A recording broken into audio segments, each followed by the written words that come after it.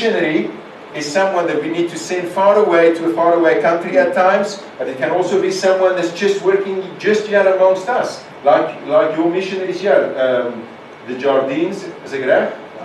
And Kramers and the Philippines the Lourens in the Philippines, and the Fars just here in Joburg.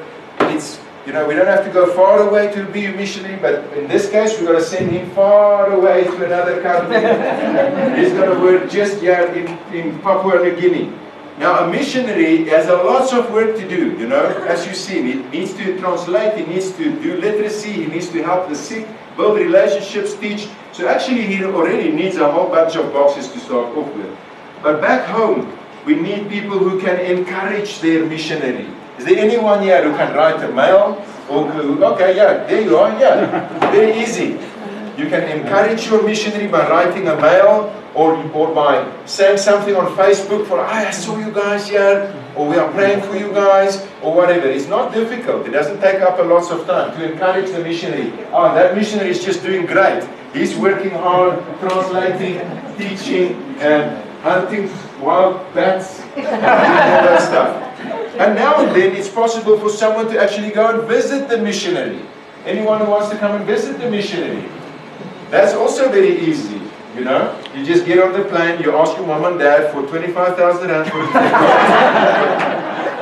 And then you go and visit this missionary. And this missionary, he's doing well, man. He's focusing on his work because he knows someone is encouraging him with a mail or on Facebook or whatever, and he's got these friends that's going to come and visit him. Always financial support, you know. Is there anyone who wants to financially support the missionary? Okay, you can come. Great. Now I want to tell, there's a lot that I can tell about financial support. People often get very itchy and so on and start speaking about finances. But you know what?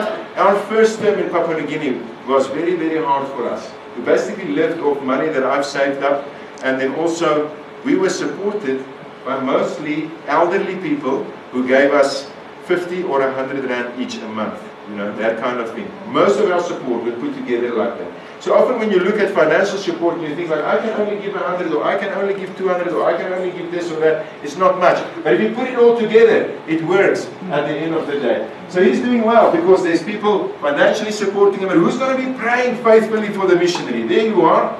Now I want to tell you guys, that's one of the most difficult things to do in a disciplined way. You know, it's easy to say, I'm going to be praying for the missionary. It's much easier to give 100 rand because it just goes off on your bank, you know, you don't have to think about it.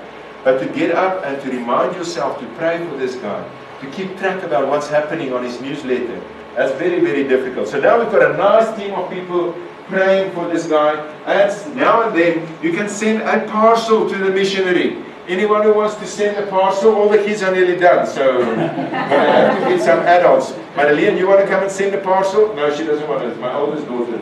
She wants to just get the parcels.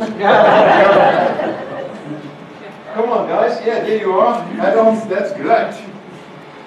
We can send a parcel. You know what? A parcel is a wonderful thing for a missionary. You would think like, oh, what does this mean? To get a parcel. Mari, I'm telling you guys the truth. She cries every time she gets a parcel. Then she opens it up, and out of it she takes a little cloth that someone has bought at Woolworths, and she smells it, and she says, it smells like Woolworths. And then all my kids will cry, and then eventually I will cry.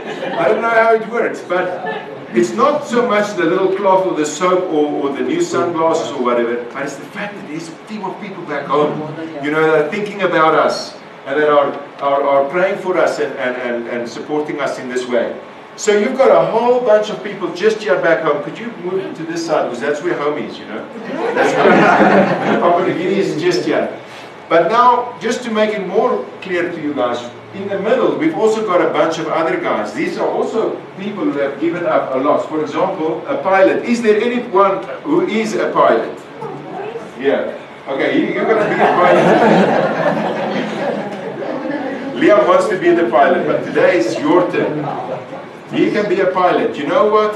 Pilots are like our heroes. It's often the only other believer that missionaries see outside of his village once every 5 months when he lands there. We see him for 10-15 minutes, we offload the plane, and he takes off again. You know, it's just an amazing ministry that the pilot has, encouraging, flying stuff in for the missionary and helping him out, you know, just amazing. Anyone who likes to shop? Huh? Is there anyone who likes to shop? Okay, there's a shop. On our base, we've got a pilot on our base, but we've also got a supply buyer. Okay, you can just stand there next to me. Now the supply buyer, what she does, is this guy, he's sitting here working as a missionary, translating and so on, not worrying about anything because he's got that great team of people that's supporting him. But then he needs toilet paper. You know? You don't get it there where we are living. You don't walk down to the Spar or Checkers to get anything like this. So what he does is he sends a message either over the radio or with an email to the supply buyer. She gets the message with a list of supplies that this guy needs, and there's ways around our base, it's a little town and so on, and she gets it all together, package it up for him, give it to the pilot, and the pilot flies it in, and he's like, whoa, I've got toilet paper again. That's great. And so supply buyer has a very important part of this job. We also need someone who's into the IT business. Any computer guys who knows how computers work, how to fix this stuff. Okay, we've got one here. So, I mean, in the days of Hudson Taylor, it wasn't very important, but today we are using computers to do our translations, backups, we've got network, we're networking our stuff as missionaries together to make sure we don't lose our stuff. He wants to write a mail, you know, he needs a computer, he needs to connect to the internet. You are the one that's running around between all of this stuff, making sure the networks work, computers are working, everyone is getting their mail sent around, and so on. So very important job. Then we need a mechanic, a mechanical guy. Anyone who can do any mechanical stuff. On this side, yes, great. Because you see, I've got two left thumbs, can you see? And there's no way that I can fix my stuff there. Nor the pilot and the guys on the base. So this mechanical guy, he's got some technical skills and so on. He's living on the base there, running around, making sure everything is working, keeping it running, and every now and then fly out with the pilot when the pilot is flying in here to come and help this poor guy who's got two left thumbs to fix up his generator or whatever he needs to be fixed up. And then we need a doctor. Is there any doctors here? Okay, cool, great. And we've got a doctor, and the doctor is the one who makes sure that when this missionary gets malaria or dengue fever or whatever, this missionary can get the doctor to come in, to come and help him out. Now if you look at this picture, starting there from the guys who encourage, visit, financial, pray, parcels, IT, supply buyer, pilot, doctor, mechanic, and then the missionary. Who is the missionary here, would you say? Yes, you are right. It is all of them. You know, we often look at the missionary and we think, oh, he's such a hero. But the heroes are starting there. With the ones who send a Facebook message and say, hey, I saw your picture there in the jungle, I'm praying for you today. You know, I can really not even say that without crying. You know, for us, a like with a photo means a lot. You know, because, hey, someone back home is looking at this and seeing this and praying for us. And so this whole team is the missionary team. And now you can see, maybe, you know, some people actually give up their jobs and become mechanics, doctors, IT specialists, pilots, supply buyers, and lots of other stuff. And they're going to live on the base there to help these missionaries. Some people go and work on the front line like this guy or me, and some others are staying at home, making sure that he gets a parcel, making sure that he's prayed for, making sure that he's financially supported. People are visiting him and being encouraged. All of this is needed to be able to do this. And you know, when we read this psalm this morning, we say, God has made a difference in my life. How can I make a difference? Well, pick something to do, you know, out of this. If you can't do this, maybe you could do something there. But get something to do for your missionaries or your pastor or for the locally or for someone far away. Now I just want to show you what's going to happen if the doctors say, it's too hot here in Papua New Guinea, I'm going to go back now. So the doctor goes back.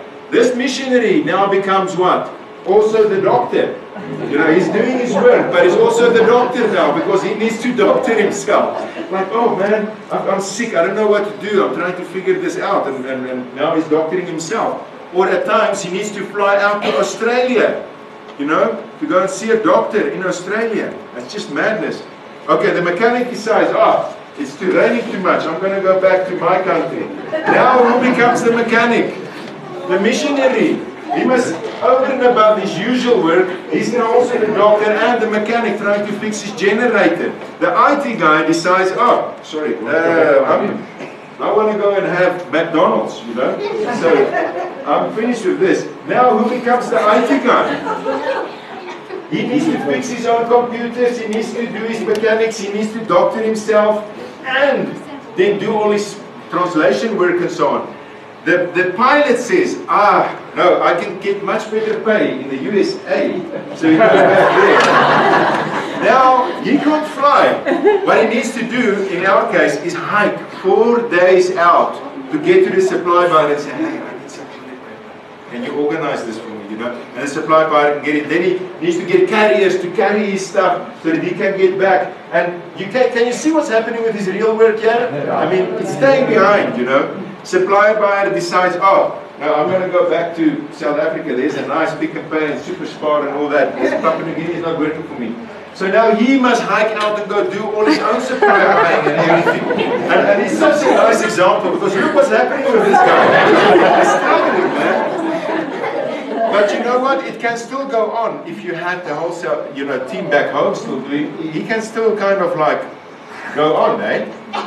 Now those who are sending parcels are saying, you know, I don't even think he appreciates it.